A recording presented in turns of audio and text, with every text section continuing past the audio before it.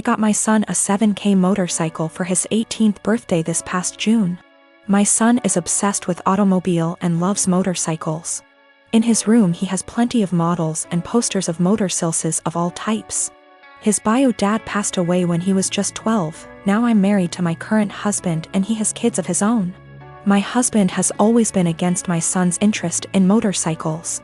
He thinks I'm encouraging him to be reckless, distracting him from school and by extension his future, and spoiling him and blowing away money by spending 7K on a motorcycle.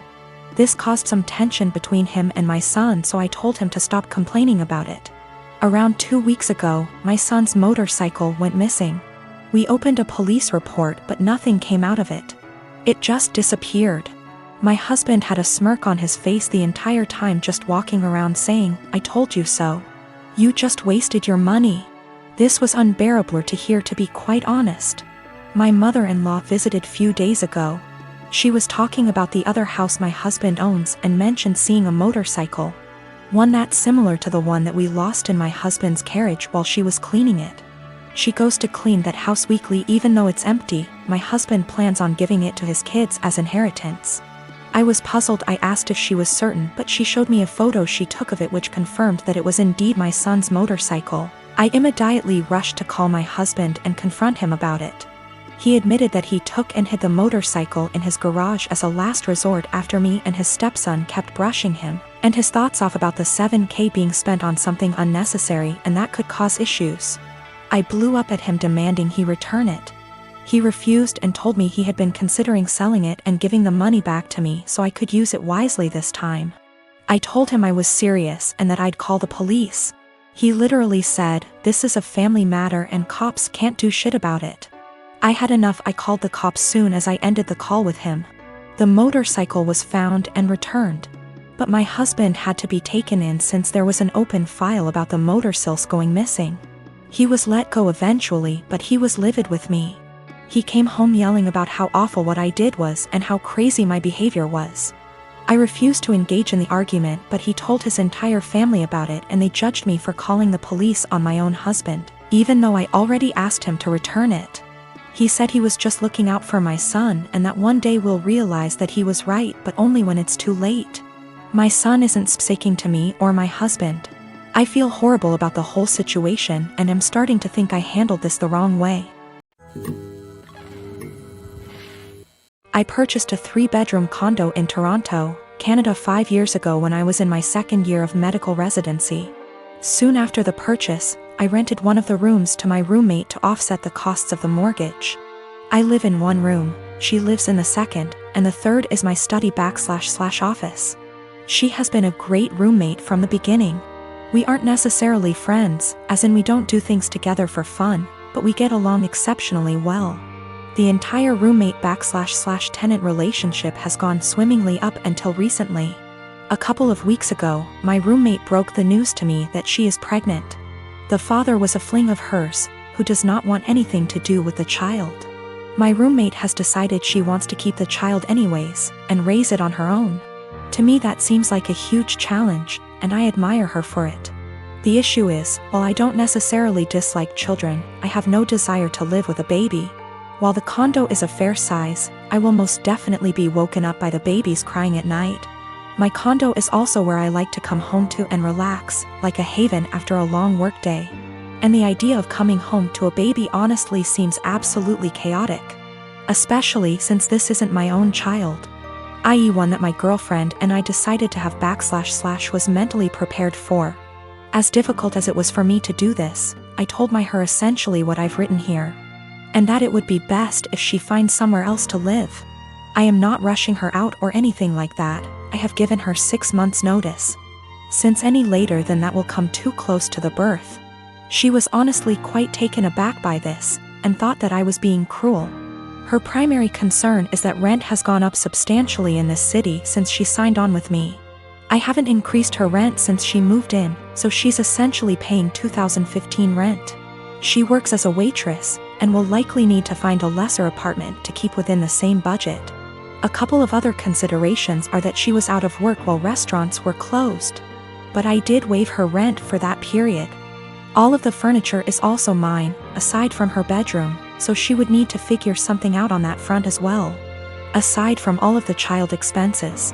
I understand her position, and I feel horrible about the situation, but I honestly can't do it. I haven't been able to give life much thought lately, as work has been quite busy.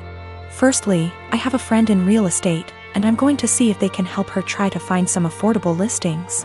Secondly, as I don't plan to take on another tenant after her, and can afford to do this anyway, I have decided I'm going to waive her rent for the remainder of the tenancy. This will hopefully give her a bit of a boost to get on her feet.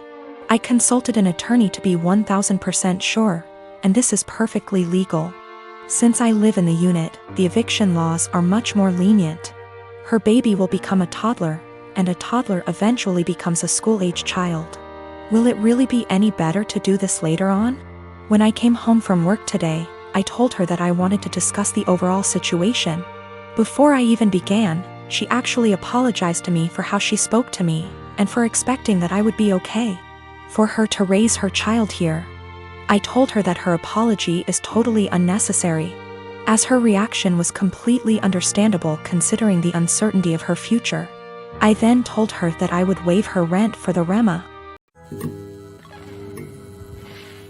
I am a 19-year-old man. On Thursday, a person I had a major crush on in high school, but who rejected me, messaged me out of the blue.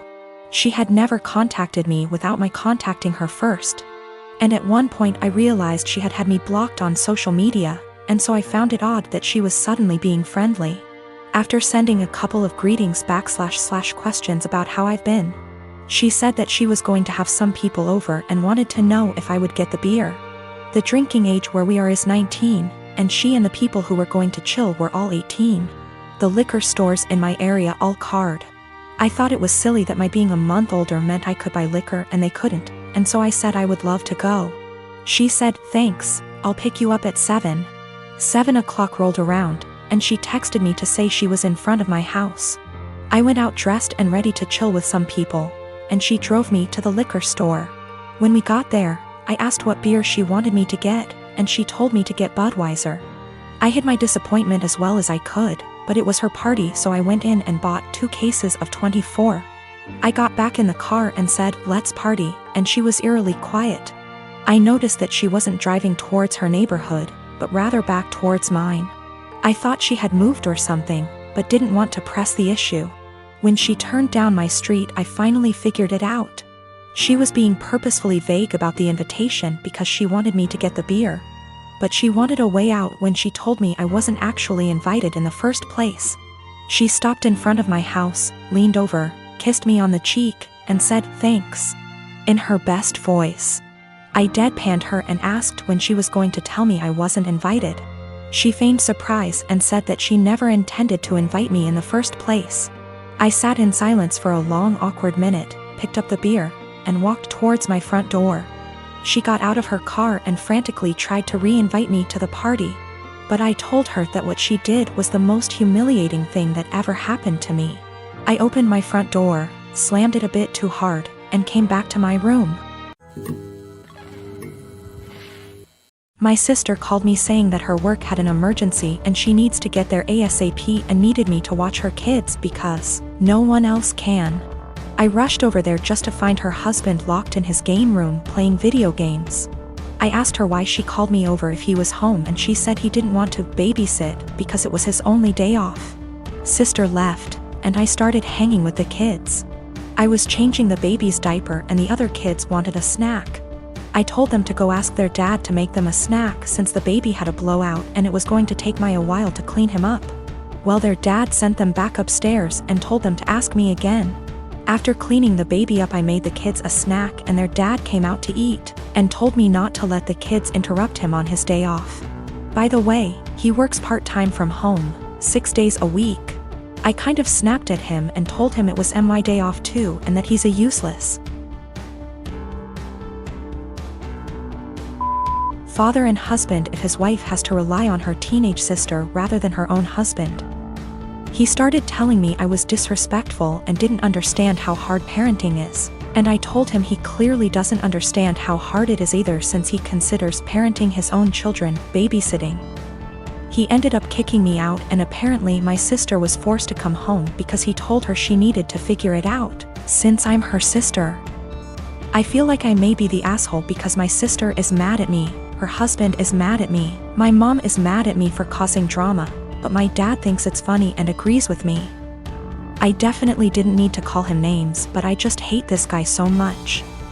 We have argued about things in the past as well, so we already don't have a great relationship. My sister is saying I need to apologize to him, and he is threatening to never let me into the kids' lives if I keep disrespecting him. He does not take care of the kids normally.